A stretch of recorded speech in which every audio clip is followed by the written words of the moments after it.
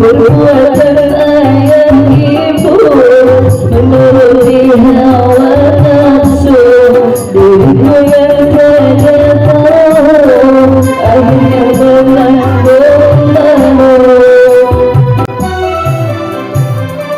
Berapa aku diasingkan dari kalangan masyarakat, berapa aku disisihkan oleh masa mereka.